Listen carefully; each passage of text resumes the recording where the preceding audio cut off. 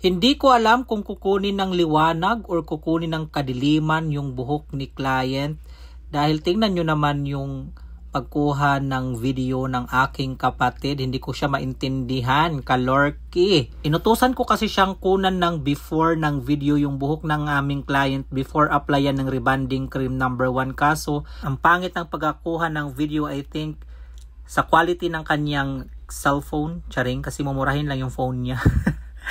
Basta makikita nyo naman yan yung before ng ating client sir na sobrang kulot talaga yan and sobrang kapal. So nalate kasi ako dyan ng dating kaya pinaprepare ko sa kapatid ko, pina-applyan ko ng rebonding cream number 1 at so pagdating ko sa salon ako na ang nag-proceed sa rebond ng aming client's hair. So after ma-process ang rebonding cream number 1, dire-diretso na kami pinabanlawan.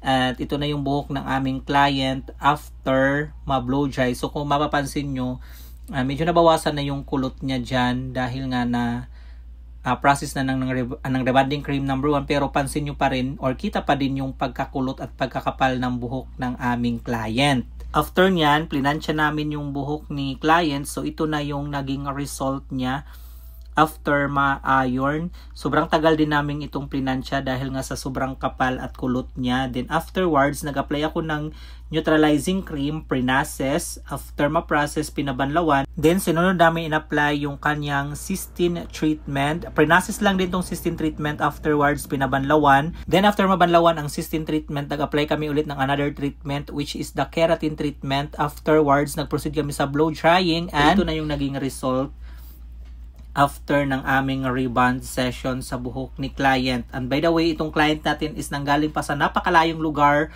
all the way from Tarlac. So, sinadya niya talaga dito sa akin magpa-rebond kasi before, pag nagpapariband daw siya, kapag naliliguan yung hair niya, bumabalik sa pagiging kulot or buhaghag. So, nag-try siya, baka sakaling umayos or maging okay yung hair niya after wash. So, check natin yung hair niya after maliguan at yung kanyang feedback na sinend sa atin ni client. So ito na yung ating client's feedback and after wash result. At nag-send din ako ng photo ng kanyang before na hair just to confirm na siya talaga yung nasa video at yung after wash result kasi baka meron na naman mag-comment na sabihin na magkaibang tao yung nasa video. Charis.